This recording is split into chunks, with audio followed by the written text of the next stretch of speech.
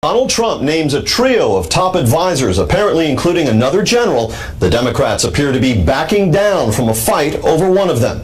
This is Special Report.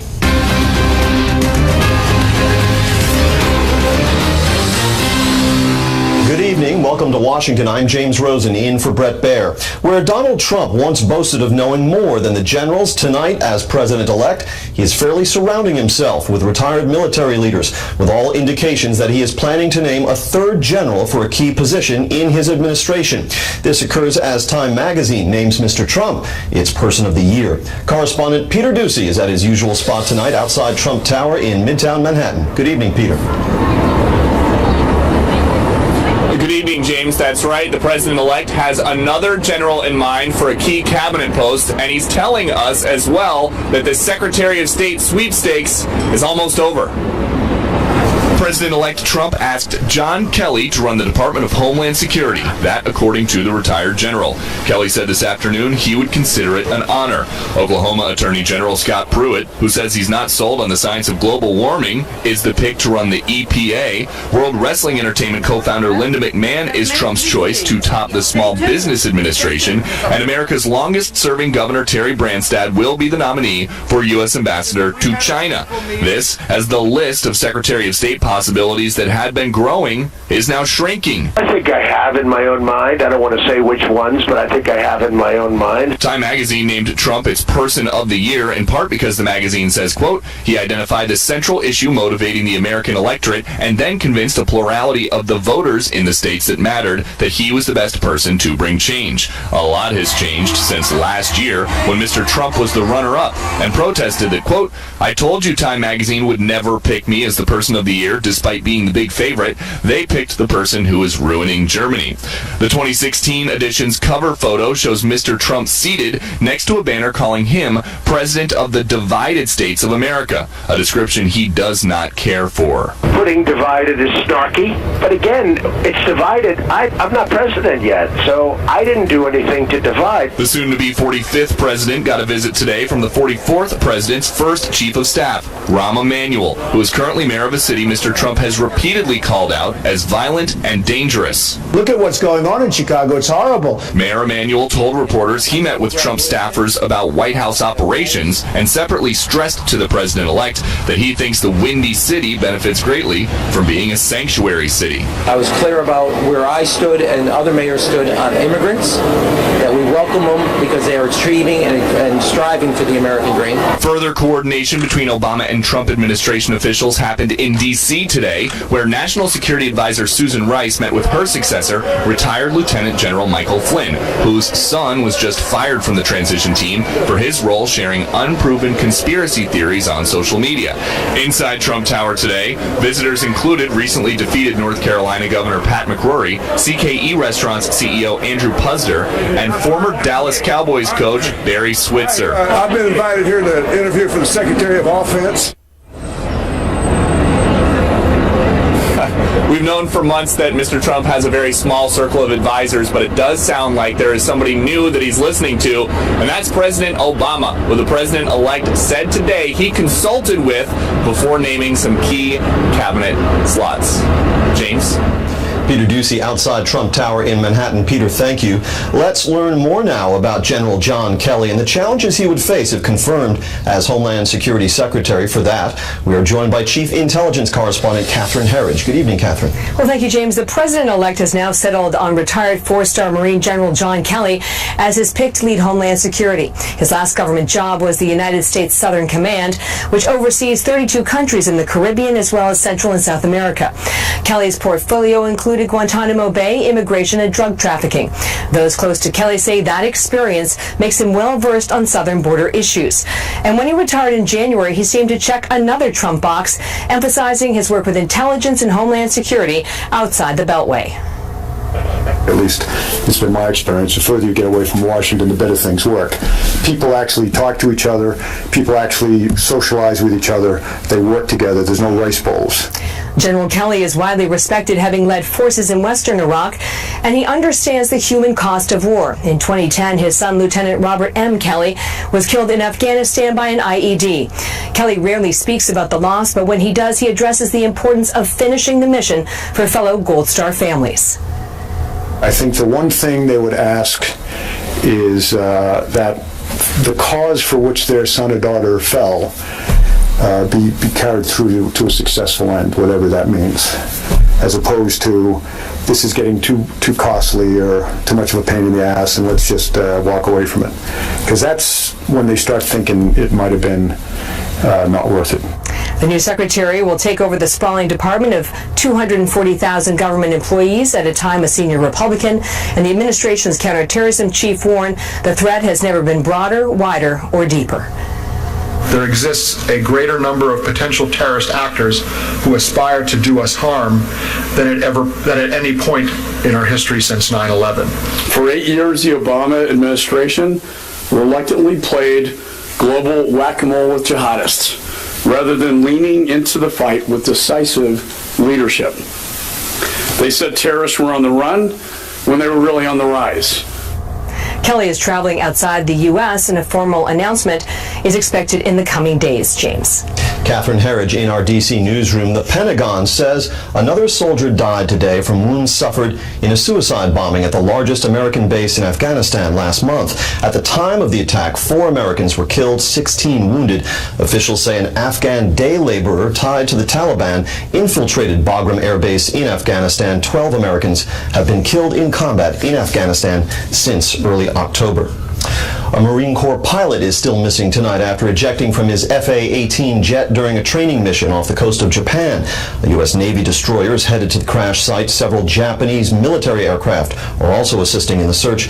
This is the 6th Marine F-18 to crash during a training run this year.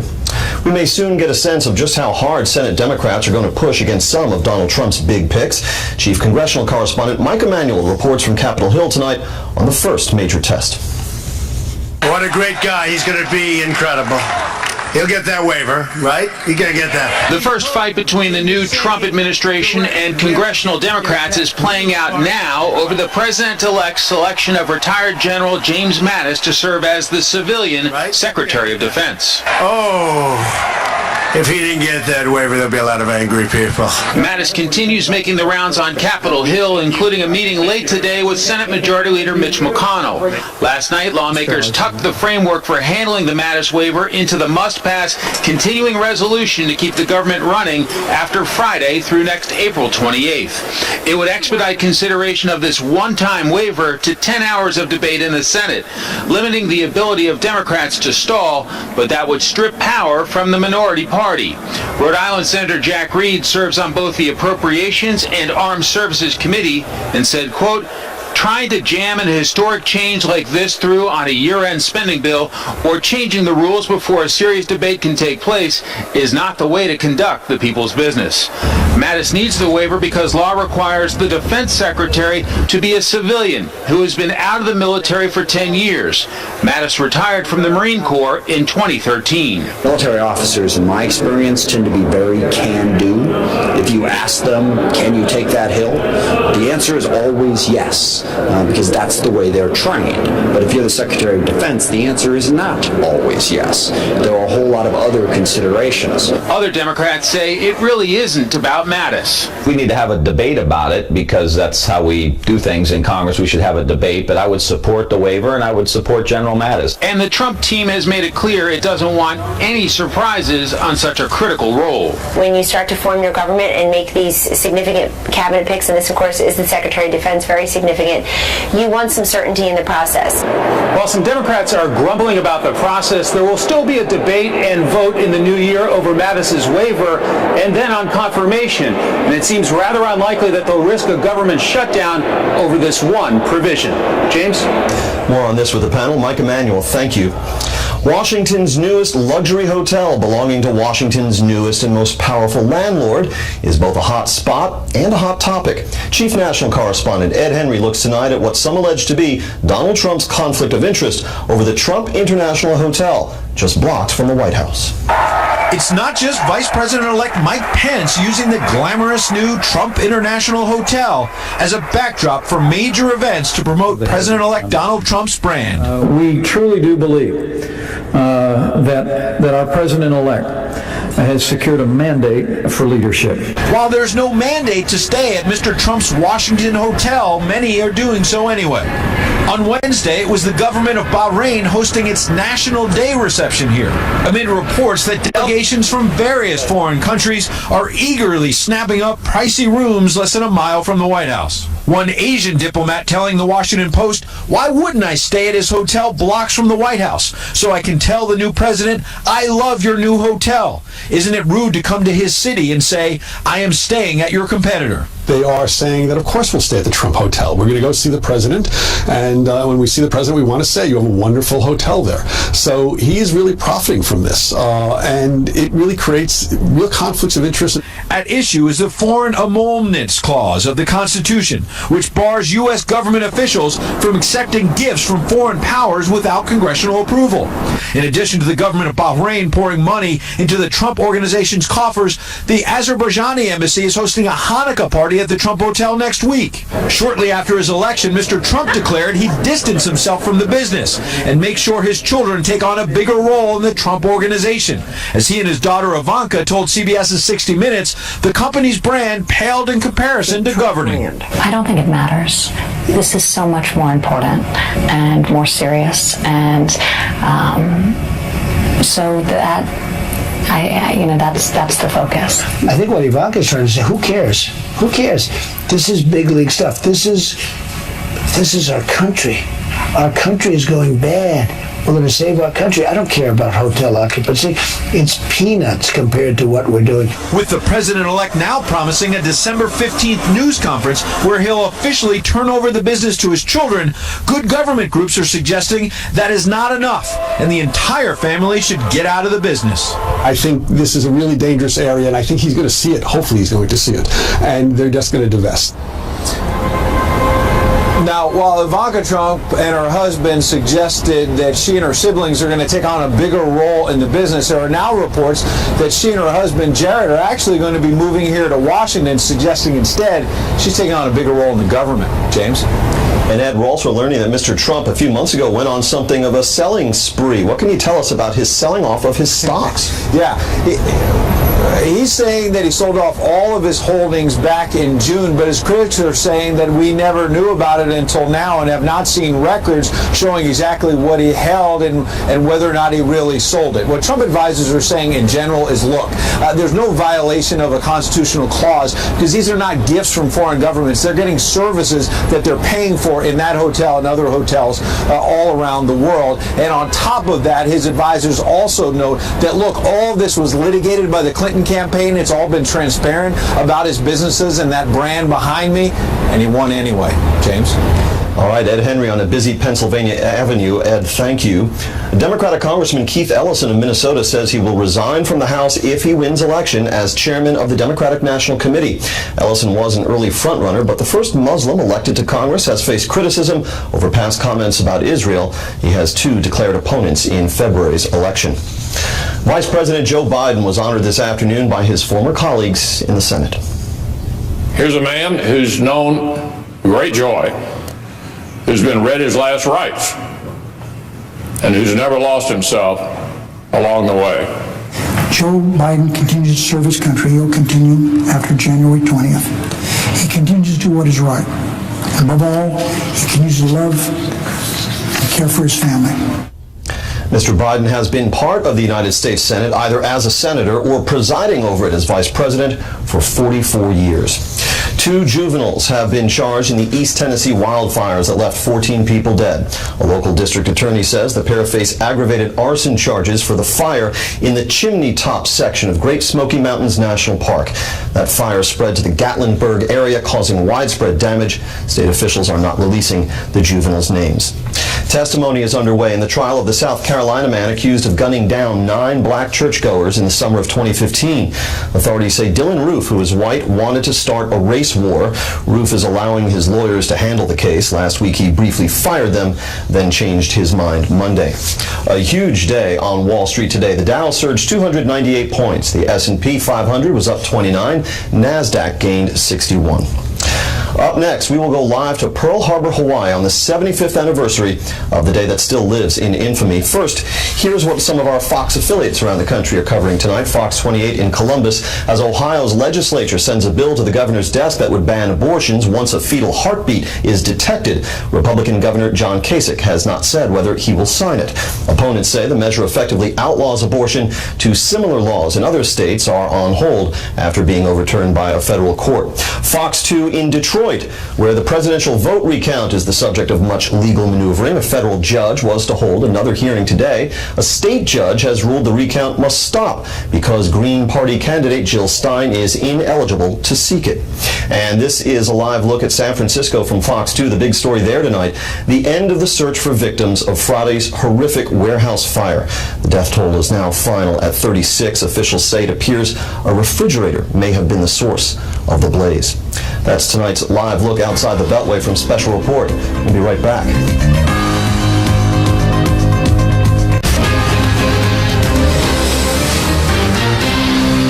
75 years ago, right now, America was preparing to go to war. Only a few hours had passed since Japan's sneak attack on Pearl Harbor, Hawaii had left 2,400 people dead and a wounded nation vowing to avenge its losses. Today, the few remaining survivors from that day were joined by thousands of others for solemn ceremonies. Correspondent Trace Gallagher is live right now at Pearl Harbor. Hello, Trace. Good afternoon, James. This was a remembrance as well as a reminder for America to never let down its guard. Earlier, we had U.S. fighter jets flying the skies above in the missing man formation. And then we had the USS Halsey steaming by with sailors on board saluting the crowd, estimated to be anywhere above 10,000 people, many of whom were World War II veterans. And the Navy band also played taps.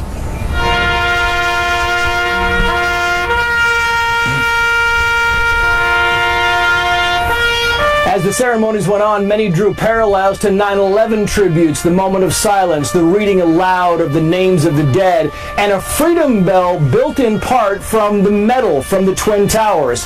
Admiral Harry Harris, the top military commander in the Pacific, gave the keynote address, and he used a Bible verse to highlight American bravery. Watch. Lady Liberty called out in her pain and anguish, "Whom shall I send? Who shall go for me?" And everywhere, soldiers, sailors, airmen, Marines, and Coast Guardsmen and civilians called out, "Here am I, America, send me. Here am I, America, send me."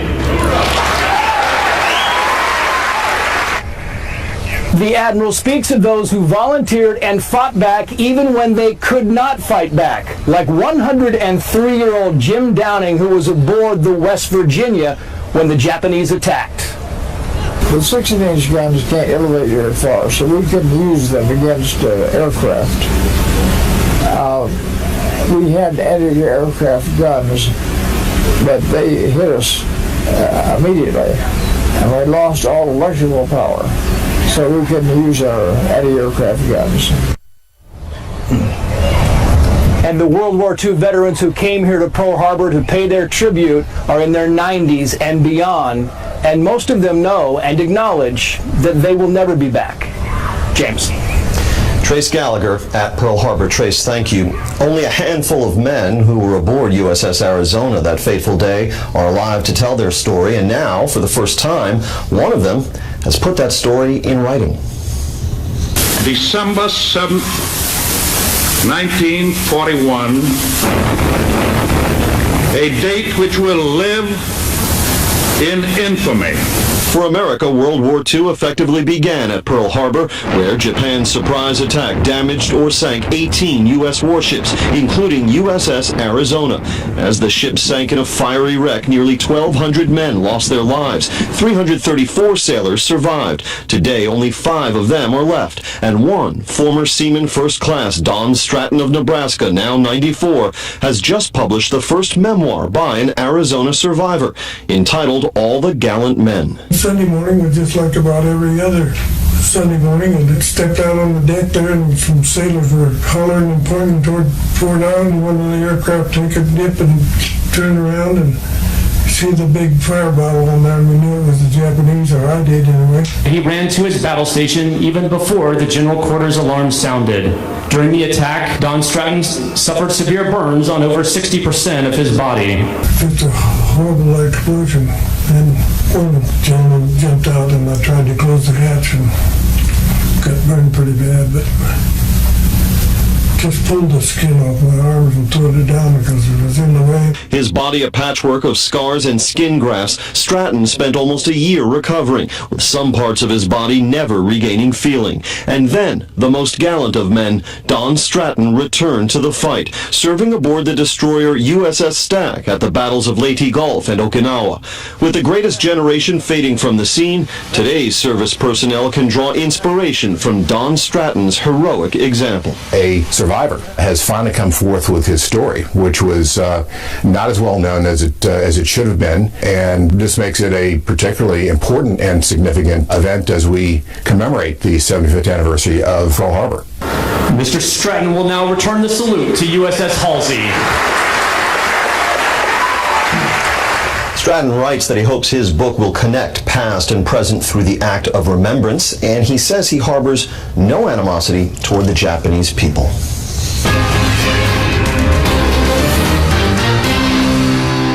This evening, we continue our series on Donald Trump's first 100 days with a look at immigration.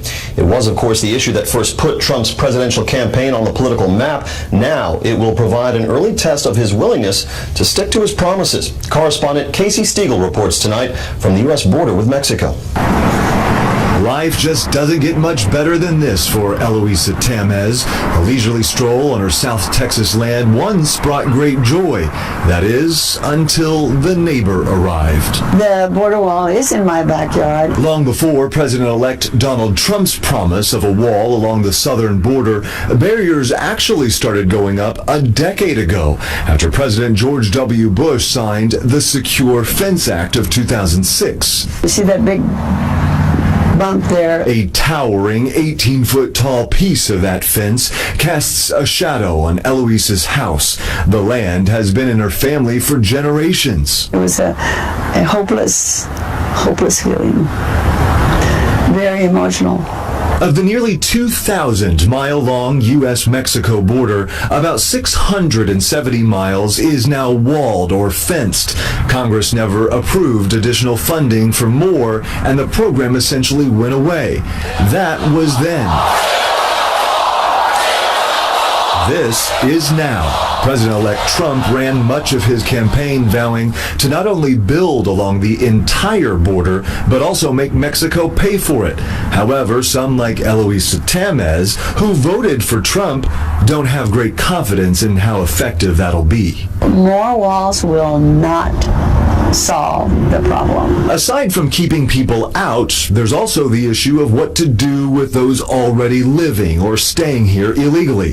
That was partially addressed when the president-elect on YouTube recently presented a plan for his first 100 days in office. I will direct the Department of Labor to investigate all abuses of visa programs that undercut the American worker. Something that's both celebrated and feared for industries that rely heavily on immigrant labor, like agriculture and construction. It's extremely difficult to get any kind of visa. Stan Merrick owns one of the largest construction companies in Texas. He's more than ready for reform. Merrick says right now, it's American businesses being punished for following the law, losing work to a growing number of outfits that skirt the rules by paying employees in cash and not coughing up taxes.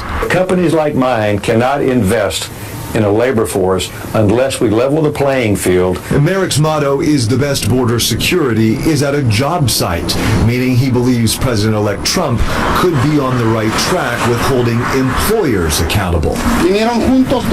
U.S. Border Patrol agents have their work cut out for them. According to Customs and Border Protection, total apprehensions along the southwest border jumped nearly 24% this year compared to last. People are pouring in day and night. It's not uncommon for agents to nab more than 100 immigrants in a single day. And with the system already overburdened, many are wondering, can it handle any more? Deportation has been another contentious topic from Trump, initially calling for all illegal immigrants to be removed from America, now more focused on just kicking out violent criminals and repeat offenders. It's largely why the phones haven't stopped ringing at this immigration law firm in Dallas. There's a true fear. Attorney Martin Valco says he's spending a lot of time dispelling rumors and taking on new cases, but Valco points to a larger concern. He says there's not enough staff to handle a surge in deportation proceedings, considering the current average wait time for a new case is approaching 2 years nationally. He's going to have to crunch the numbers, see if they'll be able to add that kind of number of judges. A daunting task, just like constructing a wall, but Eloisa Tamez just wants to feel safe, wants the crime to stop. I want to better. At the Texas-Mexico border, Casey Stiegel, Fox News. Tomorrow, we will look at some of the national security challenges awaiting President-elect Donald Trump when he takes office January 20th. Rescue teams in Indonesia are searching the rubble for survivors following an earthquake that left nearly 100 people dead and destroyed dozens of buildings. Scientists measured it at magnitude 6.5. This is the same region in which 100,000 people died in a magnitude 9.1 quake 12 years ago. Iraqi special forces captured a new neighborhood from ISIS terrorists today. A senior Iraqi commander says the area in eastern Mosul was fully liberated and is now flying the Iraqi flag. The announcement comes hours after an ISIS attack overnight against Iraqi forces in southeastern Mosul. An Iraqi official says that strike inflicted heavy losses, but provided no additional details. In his final major national security address, President Obama said yesterday that his counterterrorism strategy has broken the back of ISIS. Monday, my colleague Brett Baer talked about ISIS with the chancellor of the Kurdistan Regional Security Council. He says ISIS in Iraq is far from broken. I think it will be a long battle. This is what we expected from the beginning. Mosul is the last battlefield for ISIS in Iraq, and it's the capital of the Islamic State. And we don't think that they're going to give it up easily. And as they're closing in to the center of the city, we see that how fierce ISIS is fighting back. In fact, they've been using many different tactics to slow down the progress and the advancement of the Iraqi troops. Like what? And digging tunnels, using snipers, using IEDs, using VBIEDs, using drone IEDs. ISIS is using drone improvised explosive devices. Exactly. They've used it effectively against our forces in the past. And if you're familiar with the city of Mosul, it's divided in two halves. You have the eastern bank and the western bank, the Tigris River running right through it.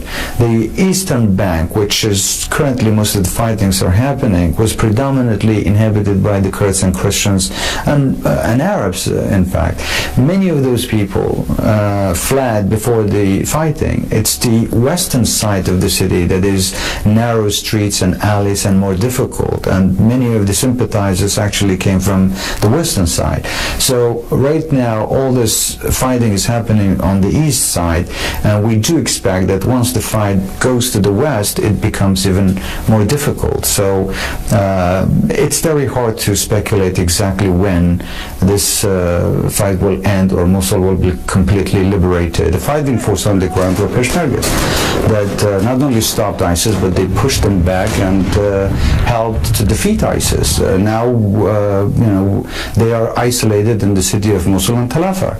And all of this happened when we were only using a very light weapons and very poorly armed. All of our arms were captured from the previous regime, so obsolete. And And unfortunately, the level of support that we expected from the international coalition for the Peshmerga, including the U.S., including the United States. Like I said, we appreciated the support, but what we expected, we never received. We believe that the Kurds should have been armed with much more heavy equipments, with more protective gears, which we could have minimized our casualties. Let me just tell you that we have lost about 1,500 Peshmergas in this fight, and more than 10,000 Peshmergas have been wounded. If we had better equipment, just imagine if you would send your own sons and daughters to the battlefield. How would you like them to be equipped and protected? It's the same for us. If ISIS is eventually defeated there, the real question is governance after that. What does that look like? You have people of different religious and ethnic backgrounds. With all these different components, there has to be some sort of an agreement or understanding about the future governing of the province, or guarantees about the security and the stability of the province as a whole. Unfortunately, that was postponed, and no agreement was reached. For the Kurds, there has long been this desire, it seems, for independence, and the Obama administration has treated the situation very strictly as a one Iraq policy, going through everything through Baghdad. Are you hoping that somehow that changes in a Trump administration? We think that this is a God-given right to the Kurdish people like every other nation. Why should the Kurds be deprived of this right that every other nation take it for granted? But we are also realistic.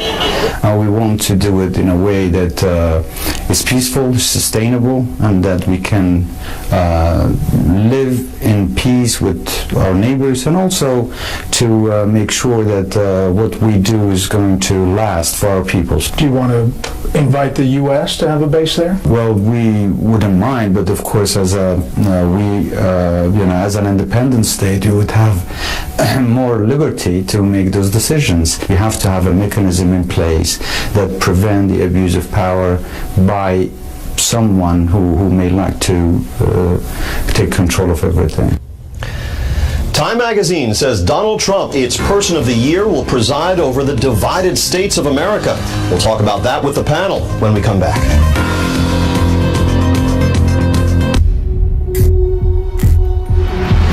Any head case can buy an assault rifle without so much as an ID. You're fighting the richest group on the hill. So who's with me?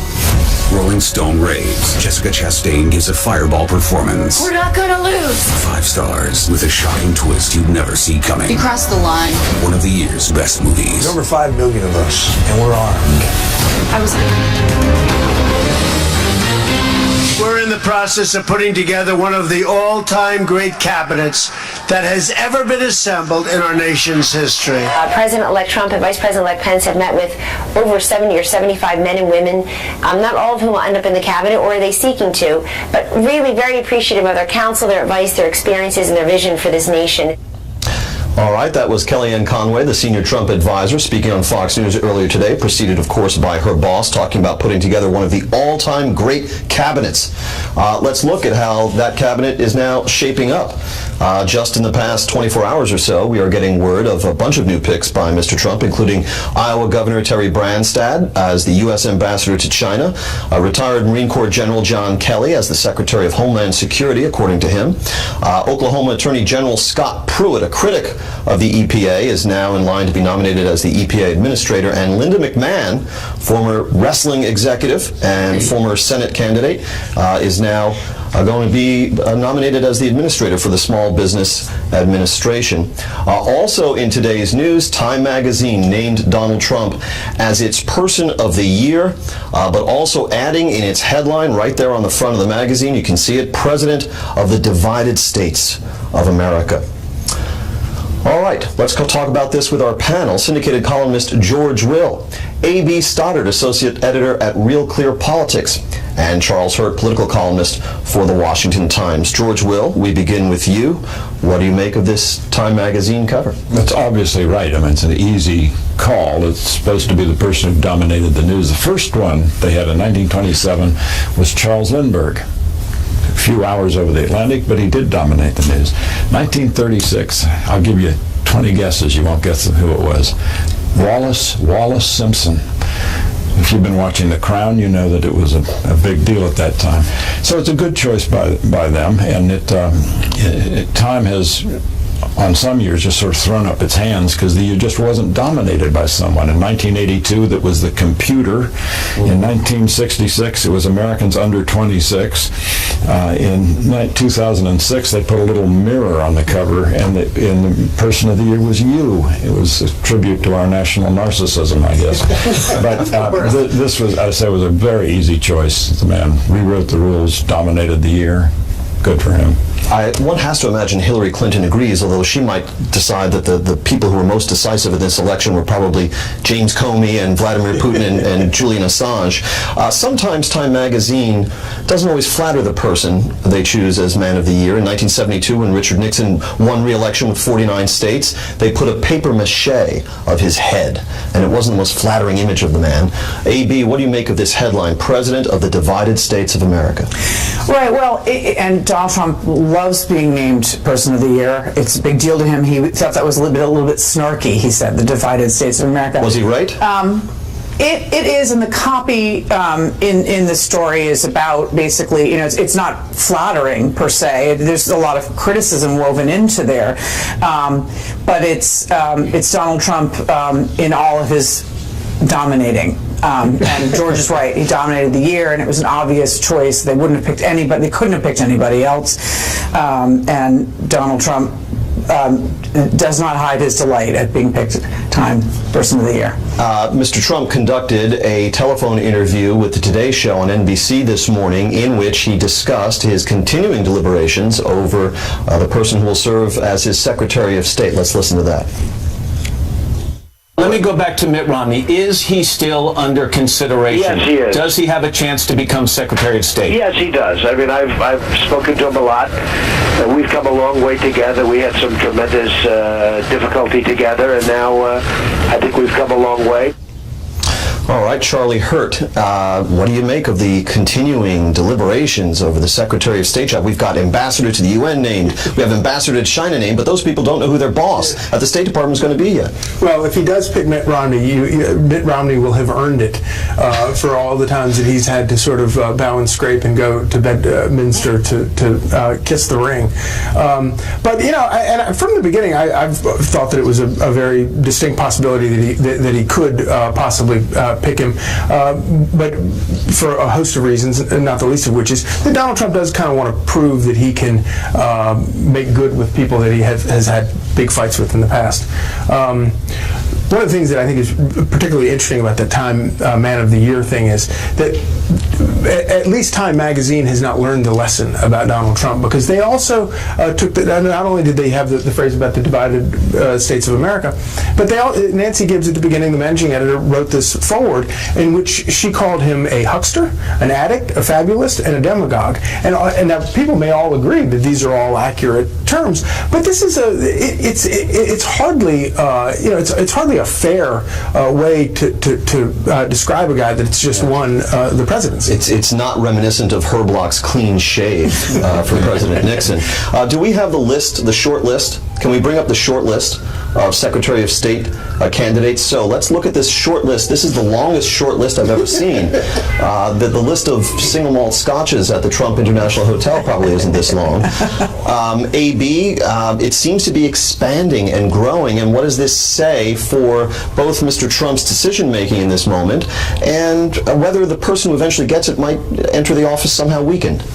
Well, there are two things I think going on. When they announced at the start of the week that it was expanding, there were some indications that they're really having trouble with sort of dissent over Giuliani, Petraeus, much more Romney, not sure of which direction to go, and so and they keep throwing out Senator Corker, and I just don't think that Trump is serious about picking him, but I could be wrong. And I think that this need to expand the list all of a sudden was a sure sign that he wasn't comfortable with his choices, or the team wasn't, or something. And I think that there's also a part of this. Look, governing is going to be pretty boring for Donald Trump. It doesn't mean he's not going to do it, but this deal-a-day thing that he's doing with Boeing and Carrier and all this stuff is a sign that life is a TV show, and he wants to show that things are going on and they're really exciting and he's making things happen.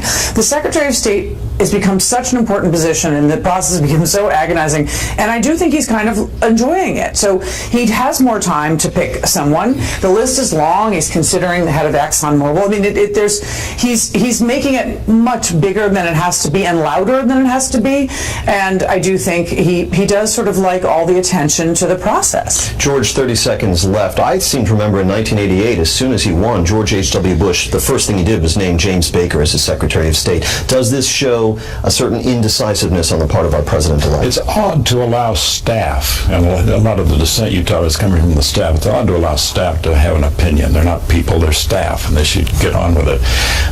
But this looks like a good administration in which to be Secretary of State. It was agony for Secretary of State Rogers under Nixon in his first term because the National Security Advisor, Henry Kissinger, dealt with the president and left him out and didn't even tell him about the opening to China. Because Mr. Trump may not be absolutely obsessed with details about this, this would be a great time to restore the office of Secretary of State. All right, next up, the president-elect settles on another general, apparently, for a key position in the Trump administration. The panel will weigh in on what this says about Mr. Trump's leadership style. Stay with us. What a great guy. He's going to be incredible. He'll get that waiver, right? He's going to get that. Oh, if he didn't get that waiver, there'll be a lot of angry people. But I would support the waiver, and I would support General Mattis. I think he could be a check. I don't think we need to be in the position as Democrats as just fighting every single thing that happens. And we are back with our panel, and if you've been paying attention, you've been seeing that as this name of General Mattis has been circulating, the Democrats, particularly the Senate Democrats, made some noises to the effect that they might be of a mind to challenge that waiver that he requires to serve as Secretary of Defense. But the latest we're getting is that the Democrats might be backing down. The House Minority Leader, Nancy Pelosi, said that the ranking member, the ranking Democrat on the House Armed Services Committee, Representative Adam Smith, Democrat of Washington, has essentially made a deal to allow that framework for this waiver that General Mattis would require to go into this funding measure, and so that's good enough for her. However, there was some slight resistance still being mounted by the Democrats. Let's hear from Congressman Adam Schiff of California. What may tip the balance for me is if the president-elect populates even more positions with the administration with other military figures, I'm going to have a lot of heartburn about this. If he starts making these other nominations, it's going to place the Mattis waiver in real jeopardy. Well, we've got quite a few generals shaping up in the embryonic Trump administration. Charlie Hurt, do you get the sense that the Mattis fight has been disjoined? Yeah, I think this is probably a pretty big loser for Democrats. And of course, what we just heard from Adam Schiff, who's safely from California, he can say these sorts of things. It's bad for two reasons. One is, Donald Trump won, and it's presumed that he will get his picks here. But then it would also be sort of attacking a military guy, and that's not a terribly good thing for Democrats to be doing right now. But General Mattis I think is a brilliant pick for so many reasons.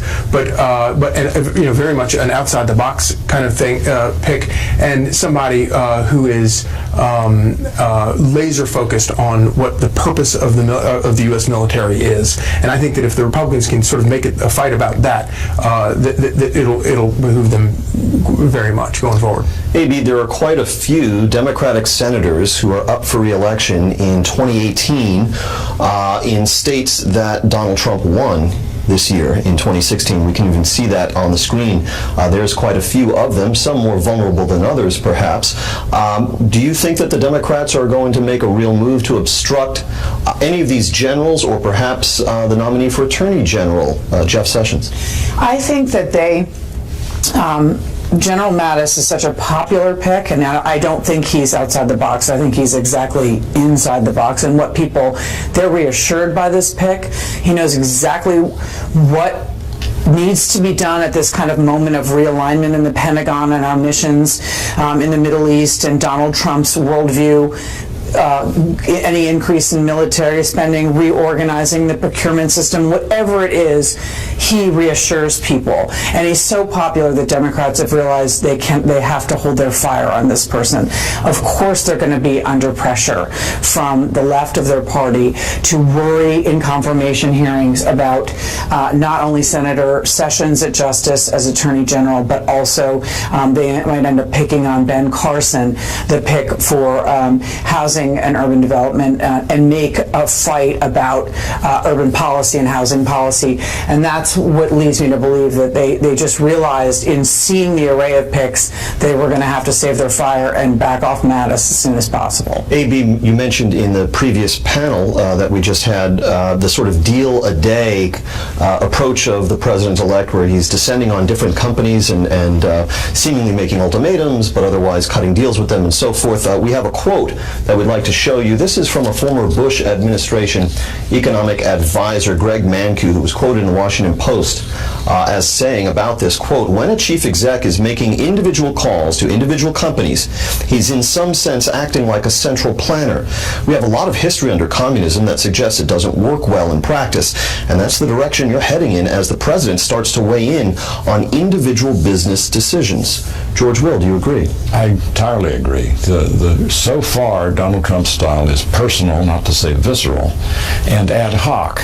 And what that adds up to is a kind of use of presidential power absolutely unconstrained by law and statute and all those other niceties. The problem is when you have, in the Carrier case, political power used to bring pressure upon a privately held corporation that has a fiduciary duty to maximize shareholder value and drive them off with political pressure from making economic decisions about economic assets, you are in effect, at the end of the day, getting the federal government involved in capital allocation. There's a name for that. It's called socialism. And so, to the existing indictments of Donald Trump in the public imagination, at least where the Democrats are concerned, we have fascist, right? We have uber capitalist, and now we add to that socialist. Correct. They can't all logically coexist. This is not a logical time.